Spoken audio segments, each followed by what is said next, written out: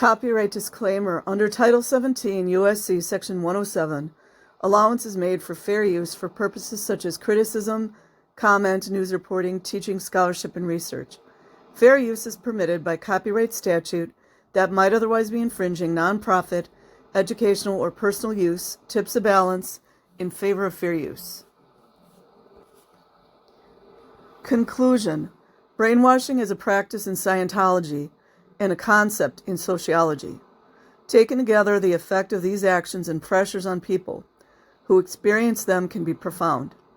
In environments where the Scientology organization and its leadership attain totalistic control over RPF inmates, like children, researchers should expect to see a high degree of conformity among recent RPF graduates. Certainly, Monica Pignotti was correct when she concluded that the lesson we were to learn on the RPF was to obey orders. To obey orders. Without question, regardless of how we felt about it or who was giving the orders. Yeah, just go read Nathan Rich's book. As a child, what he went through. Him and the other children at that ranch, the lower ranch in New Mexico.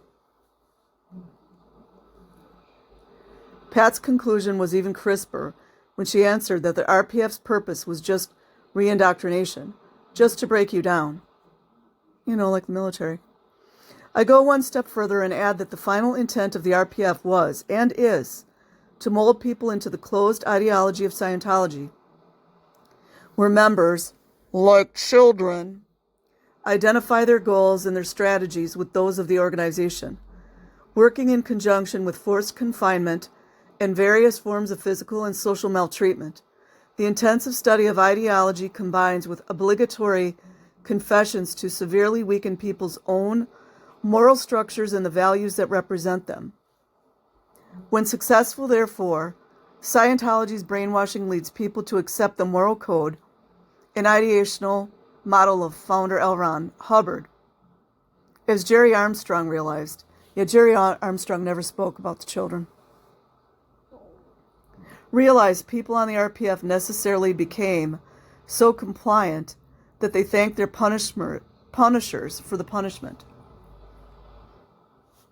and wrote success stories, kind of like the last 5 years, but what do I know, to be used against them in the future if they ever realized that they had been abused and sought redress for that abuse. Indeed, writing such a story was a prerequisite for completing the RPF.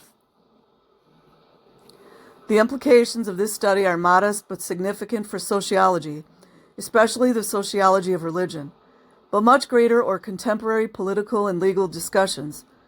Social scientists need not alter their definition of brainwashing, but should simply acknowledge that at least one contemporary ideological organization utilizes brainwashing in an attempt to retain its members.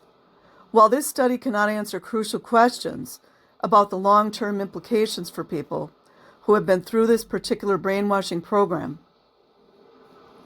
no doubt exists that Scientology's founder gave considerable thought to brainwashing techniques and imposed them on those of his followers whom he believed were harboring thoughts or performing actions against him or the organization.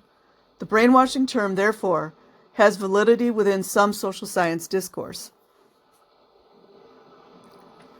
Contrary to the judgments of some social scientists, the term also has validity in the discourse of politics and legal debates, in this case about human rights, in the context of Scientology's non-religious status in Germany and Americas, granting the organization's tax-exempt status. German politicians who oppose Scientology's quest for religious standing are well versed in the existence of the RPF programs, and they are aware that the program still exists.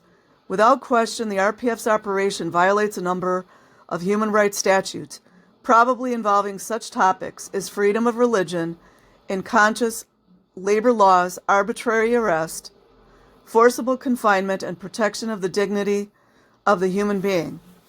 Like a child. The human rights issues become even more significant if the accounts of children and teenagers on the RPF programs are true.